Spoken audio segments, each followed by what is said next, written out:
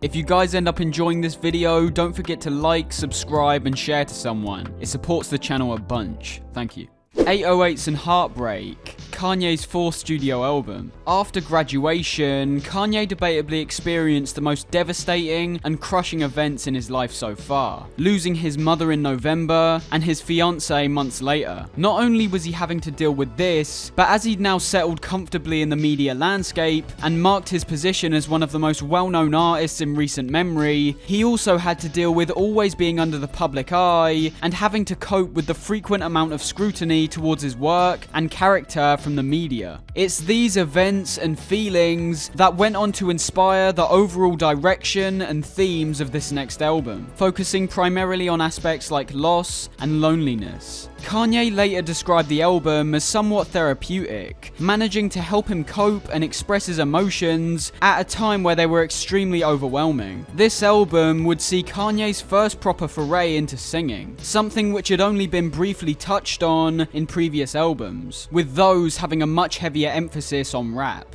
The emphasis this time round was all on singing, with Kanye explaining that he didn't think it was fully possible to express his emotions through rap alone. This led to Kanye going into this album with the mentality of making a pop album, one of the most outlandish decisions in his career so far. He only further justified this, however, saying that he didn't understand the backlash that a lot of pop artists come under, praising certain pop stars for what they've accomplished. With the direction and concept of the album being so definite before he even got into the studio, we saw one of Kanye's quickest recording processes in his entire career so far. The entire album was recorded over 3 weeks, starting in September and ending in October of 2008. Recording sessions primarily took place in Glenwood Studios in California and Avex Recording Studio in Hawaii. Like the title implies, a large bulk of this project focuses on the Roland TR-808 drum machine, a type of drum machine that drew inspiration from synth and electropop acts like Gary Newman and Phil Collins. This idea was introduced to him by longtime collaborator John Bryan, with Kanye feeling like it was an effective instrument to evoke emotion. Kanye contorted and manipulated this 808 sound, producing a distorted and desolate electronic noise, an effect he referred to as heartbreak. Kanye was almost expressing his emotions and state of mind through this drum machine, making it clearer why the 808 was so integral to this album. An interesting coincidence also came in the form of Hawaii's area code, which was also 808. However, Kanye debunked any speculation by clarifying that he'd already developed the album's title before he found this out. This revelation did help him reinforcing Kanye's feelings towards the album, however, making him further want to pursue this idea of the 808 theme. Producer Mike Dean, someone who helped Kanye with production on Graduation and will only become increasingly important as Kanye's career progresses, commented that Kanye's intentions for the sound of this album were to defy the typical sounds of hip-hop and instead try to go in a more primitive direction, with the introduction of instruments like tribal drums. Minimalism was a key detail with this album, which was something that we hadn't seen be present in pretty much all of Kanye's previous work, once again subverting anyone's expectations and innovating in the hip-hop scene. Someone else who had a large impact on this album, and would also be an increasingly important figure, is rapper Kid Cudi, someone who was credited with helping create 808's dark and twisted sound. Kanye became a big fan of Cudi's work after hearing his A Kid Named Cudi mixtape,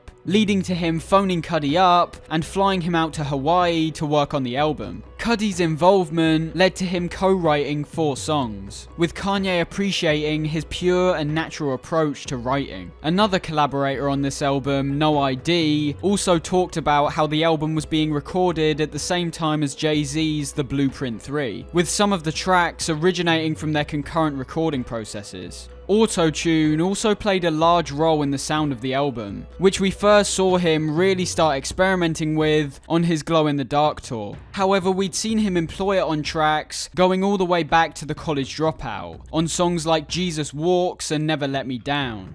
Kanye brought in rapper T-Pain, someone who used auto-tune heavily throughout all of his work, to help with the auto-tune technology, and show Kanye how to appropriately and effectively use it. It's important to realize just how integral the auto-tune is to this album, and how Kanye fell in love with the effect it had on his vocals and the overall musical tone of the album, saying that it was one of the funnest things to use. He didn't appreciate how a lot of people would dismiss the effect as bad, comparing it to when as a child he liked the colour pink until someone told him it was apparently gay. Kanye particularly enjoyed the robotic feel that the auto-tune brought to his vocals, making the intentional decision to juxtapose this kind of sound with the primitive sounds like the drums and background vocals, which I mentioned previously. Despite Kanye's tendency to defy expectations, it's clear to see that 808s is debatably the biggest departure from any pre-established sound that people associated with his work. It's immediate right from the opening track, Say You Will, being extremely minimalistic, downbeat, and considerably avant-garde. This single song sets you up for what this album will include, with the rest of the album feeding into this introspective, minimal electropop sound. Characteristics like Kanye singing throughout this album are noticeably robotic and have been described as nearly unmelodic, showing the detachment Kanye feels between himself and reality. Despite the album being spawned primarily out of the death of his mother and failing relationship with his ex-fiancée, it's the latter of these that mainly gets touched on within the lyrics, with fans of the album still holding it up as one of the best breakup albums of all time. It's self-involved and covered in huge amounts of regret, pain, and suffering, with it arguably being Kanye's most honest and detailed examination of his own character up to this point. We see his constant back and forth throughout the songs on this album. 1 minute showing his longing and regret towards his ex-lover in songs like Heartless, and in the next showing his hatred and spite in songs like RoboCop. There's also songs like Paranoid, where Kanye claims that his ex was always worrying about the wrong things, as we see the levels of distrust and unsureness that was present in their relationship. Whereas in Graduation, where some fans and critics speculated that Kanye was going through some sort of existential crisis, in songs like Welcome to Heartbreak, he implicitly focuses on these ideas, telling a story of regret and the emptiness and isolation he still feels despite having what many would consider to be a perfect life. It's the final 2 songs of this album, Coldest Winter and Pinocchio Story, that takes focus away from this ex-lover and instead focuses on the death of his mother. Unlike other songs on this album, which were either steeped in anger or sadness, the primary emotion we see in these last 2 tracks is confusion. Kanye asks in Coldest Winter if he'll ever love again, with his mother's intimate love feeling thousands of miles away. And in the final track, Pinocchio Story, which is the rawest track on the album, being presented in a live concert setting, we see Kanye almost completely break down, tearing himself and his character apart, and blaming himself for things like his mother's death. He compares his mother to the character Geppetto, a character from Pinocchio that served as his mentor, and taught him how to act and live his life. More than anything else on this album, this final stand on Pinocchio Story is truly heartbreaking. The sheer rawness and freestyle nature of this track adds to this immensely, being the most emotional and introspective cut on the album. The artwork of the album fits in line with the huge leap of style from his previous projects, being once again minimalistic with no sign of the Dropout Bear mascot which was present on every previous album. There's 2 main versions of this cover, both of which feature a bright red heart presented in a contorted fashion, with 2 small feet being present at the bottom. The only difference between both covers is the addition of a physical heartbreak with 2 animated hands pulling the heart apart. This minimalism is present in essentially all aspects of the album's release, however, with Kanye staying very quiet up until only a few months before the album's release. It was at the 2008 MTV Awards where people got the first real taste of Kanye's next big project, premiering the song Love Lockdown. With this single performance, he ushered in a new era of his career, appearing on stage with a different hairstyle, wearing an afro mullet, and what would soon become an iconic outfit with his grey tweed jacket and broken heart pin. Even with some of the styles he would later go on to wear, there's something so simplistic and low-key about this style, which makes it one of the most standout and defining eras of Kanye's entire career. In September 24th of that same year, Kanye announced in a blog post that he'd finished the album and would be releasing it sometime in November, later clarifying that it would be November 25th. However, the distributors ended up moving the date a day forward to capitalize on the Thanksgiving weekend sales. Kanye would go on to do several interviews to promote the album on the run-up to its release, appearing on The Ellen Show and doing several interviews where Kanye always appeared calm, collected, and somewhat restricted in his interactions, feeding into the album's themes of isolation and anxiety. When the album eventually came out, it of course went right to the top of the Billboard 200. However, due to the less intensive marketing and general low-key nature of the album, it sold significantly less albums than Graduation. It wasn't until fans and critics got round to listening to the album, however, where it became clear that these lack of sales weren't just from a lack of marketing, but a general distaste and in some cases misunderstanding of what Kanye was trying to accomplish on the album. 808s was easily the most polarizing release in Kanye's entire career up to this point, and paid the price because of this, with people being unsure of how to feel, going all the way back to the initial premiere of Love Lockdown at the MTV Awards. Despite Kanye's efforts being a triumph in his eyes, fans were taken aback, and initially mistook the intentionally minimalistic nature of the album to simply being uncharacteristic and underdeveloped. With all of Kanye's genre-defying efforts up to this point, for some this was just a step too far,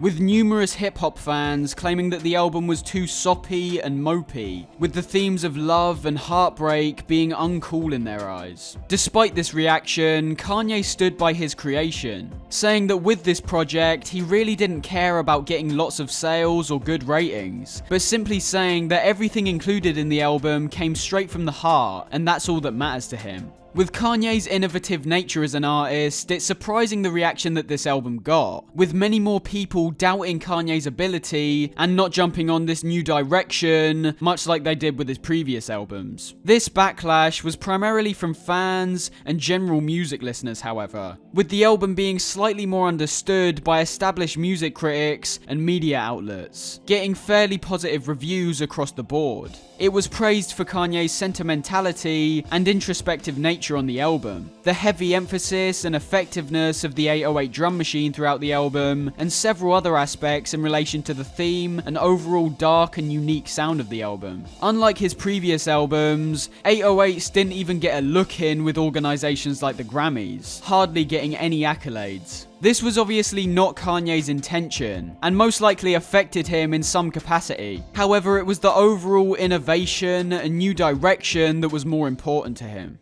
Electronics. I'm an 80s child. I was into synthesizer bands and stuff. Oh wow, great. Yes, thank you. I'm glad somebody likes it other than just me. Yeah, because I get a lot of backlash about this album.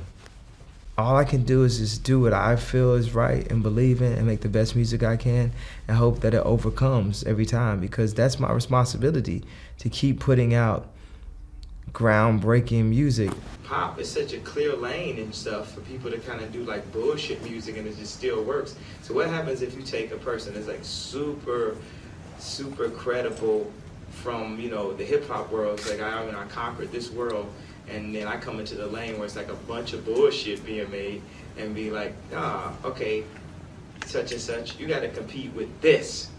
And this has like 72 bars of real life lyrics that's from my life that I wrote. Now compete with that.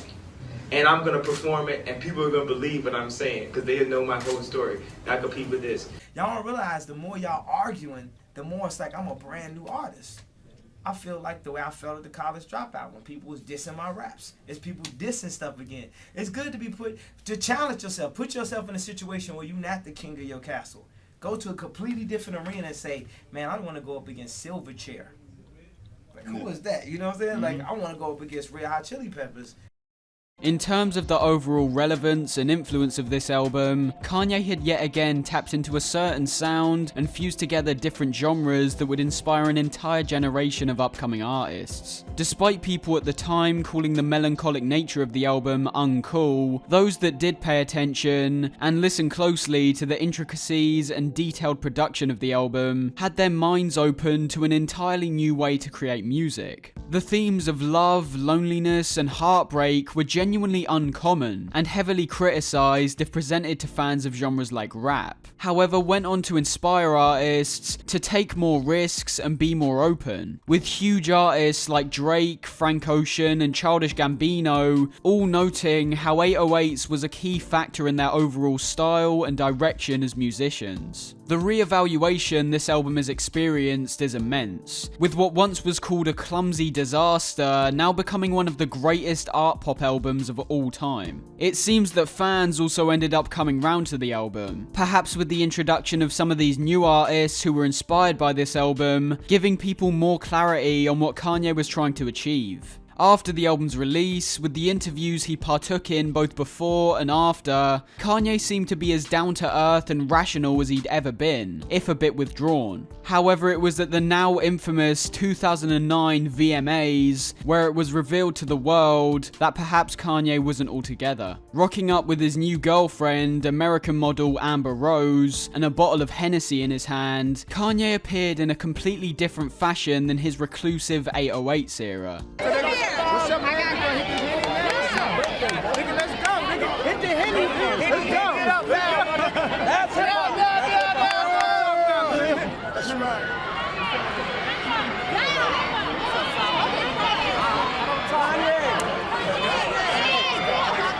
And of course, as everyone knows, as artist Taylor Swift was giving her speech after winning Best Female Video category, Kanye jumped up on stage beside her. Thank you so much for giving me a chance to win a VMA award. Yo, Taylor, I'm really happy for you. I'm gonna let you finish. But Beyonce had one of the best videos of all time. One of the best videos of all time.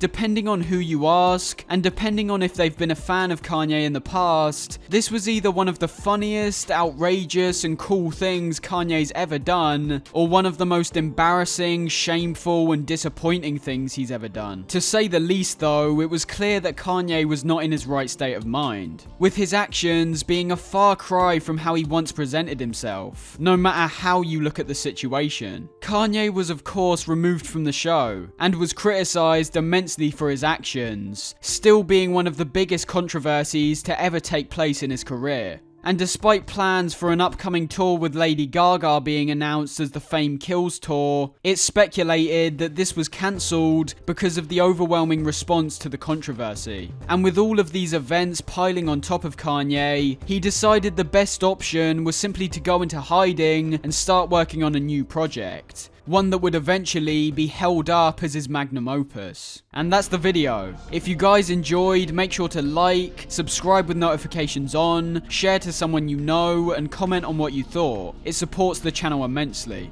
Anyways, hope you guys enjoyed, and I'll see you in the next one. Peace.